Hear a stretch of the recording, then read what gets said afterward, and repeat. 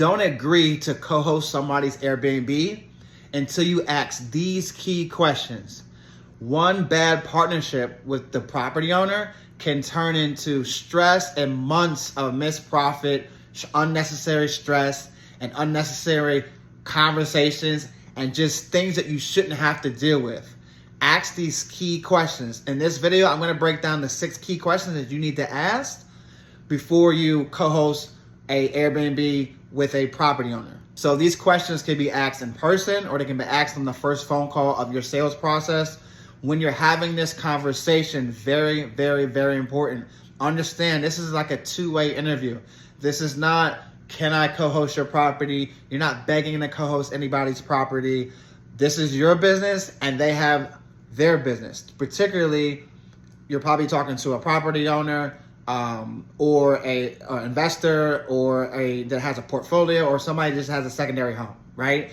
That's their asset, but your asset is your co-hosting business. So think of it as a partnership, not an employee relationship. So you're going into this conversation as an interview. So you're thinking about, why do I want to work with this person, right? So that first conversation, that first phone call, you're finding out, is this going to be a good fit? Would this be an ideal partnership?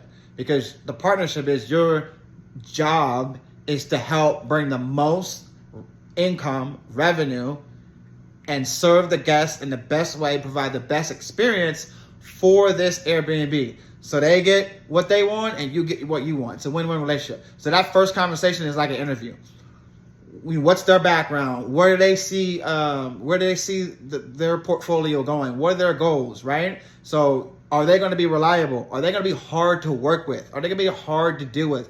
Are they going to make your life harder? So you want to be able to go into this conversation with this mindset. Now, let me tell you, it's hard because this is going to be your first property. You're going to want the deal, right? You're going to want to close the deal. You probably want to just take any deal. Don't do what I did and just be so excited to get your first property, and then you dive into something that you probably shouldn't dive into. You got into a relationship that this hasn't been beneficial for you. So the first question I'm asking, or I'm getting this information, is what's their perspective? What's their view on Airbnb? How do they view short-term rentals, right? So that's very important. Like, do they view it as a side hustle? Do they want this as a side gig, or just like they just want to be able to pay rent, or not pay their mortgage, excuse me? Like, how do they view it? Do they want to actually build a business? Is this their retirement and they want to maximize cash flow on this property?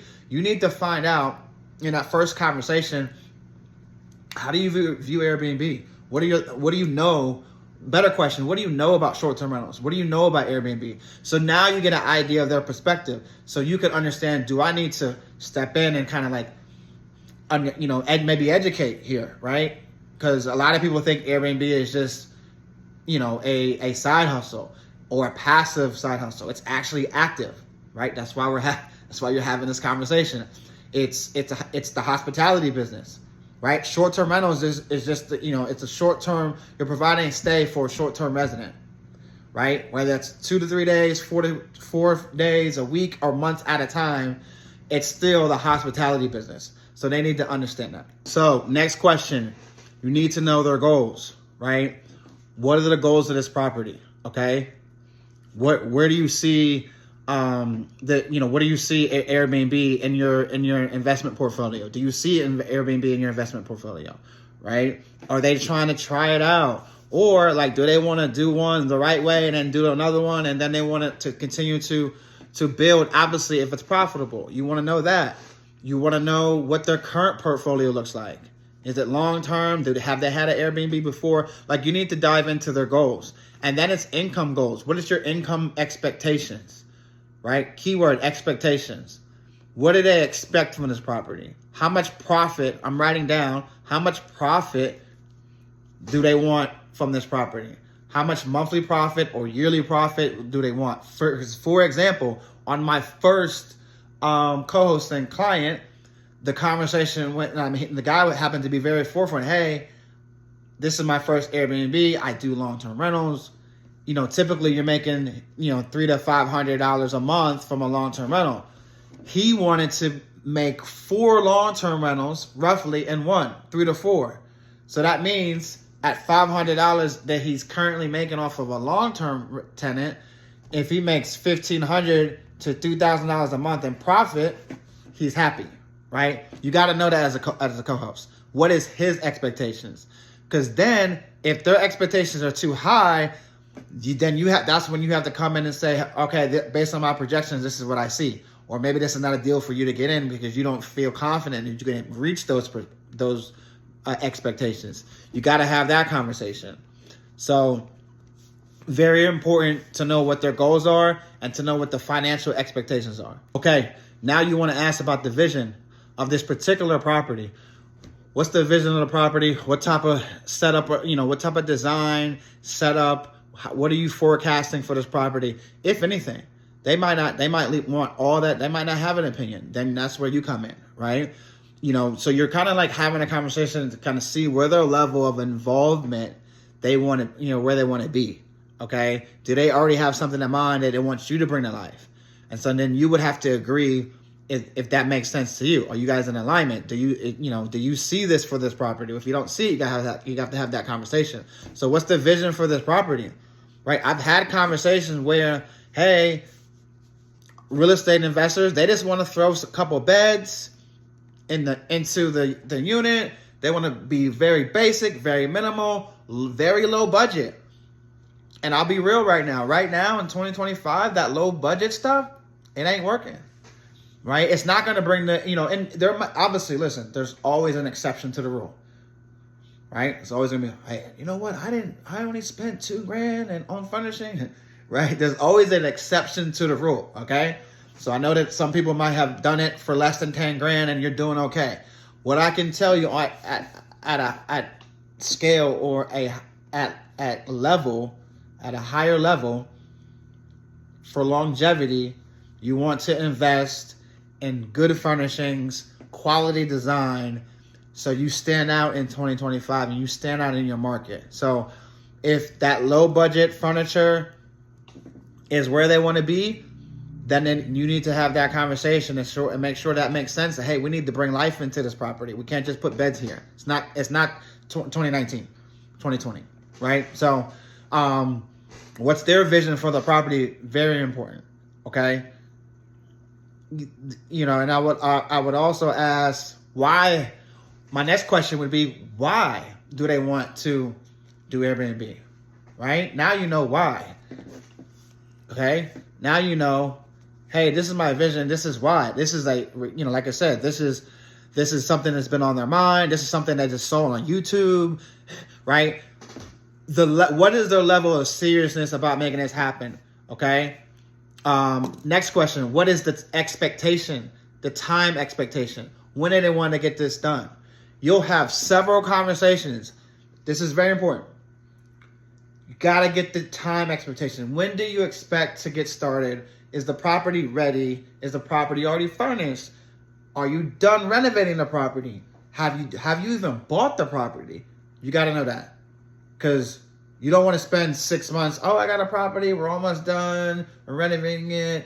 And it should be done in 3 weeks. That turns into 9 weeks. Or that's 9 weeks turns into 4 or 6 months. I've done that before. You don't want to be involved in any project that's not truly done, right? You're going to be just swinging for the fences on your first property or even your second property because we're new, right? We want to co-host a property. We want to get our first one. You don't want to be a part of a project. So you got to get what's the time expectation. Another question I like to ask, very important, very, very important. This is going to give you a level of type of investor that you're working with. And there's no right way or wrong way. Are you open to reinvesting into the property, right? Maybe you're trying to co-host a property that's already current. If we come up with some changes that can increase income and revenue, are you open to reinvesting into the property, right? If they're not, like for me, if they're not really, I'm probably not going to work. That tells me that you don't want to put money into your property, that you don't understand that you have to reinvest. Or the reason why you're not making the money you want is because we got to make changes, right? So you guys can make that decision, But you got to be upfront as far as, are they willing to spend money? If so, how much? What's the budget on what they want on the furnishing? What's your budget? Very key. Because you're going to have conversations about budget. You're going to say, hey, this is the budget to furnish the property, in my opinion, or from my experience, or from my research, to get the property to perform. And then the investors maybe not going to agree to that number. Maybe they're going to want to come in lower. So you're going to have these conversations, and you're going to have to be able to be firm. So knowing the investor's budget in the beginning is huge. So these questions are huge, and they're going to save you a lot of time. They're going to prevent you from a lot of stress, misalignment, working with bad partnerships. Again, I think I said this at the beginning, like co-hosting, that's just the word, co-host, but this is a partnership. Like, we're working together so that my role is to bring the best experience for the guests and bring in the most income possible by doing the right thing. And then their role as the owner is they receive the benefit of owning the property. Maybe they flipped the property, right? Maybe they renovated the property. They own the property. This is how we work together. So in conclusion, co-hosting can be a win-win, right? For everybody. Co-hosting is, in my opinion, the best way to get started into Airbnb, real estate, with little to no money down. You can start a profitable business. Co-hosting is the best way for the property owner to be hands-off and receive the majority of the upside of the cash flow, right? So it's a win-win, but you got to be in line. You got to ask these questions. You got to be in line. These questions can save you months of frustration, of stress. If you guys want my full breakdown or checklist of the qualification questions, comment the word questions below and I'll send it your way.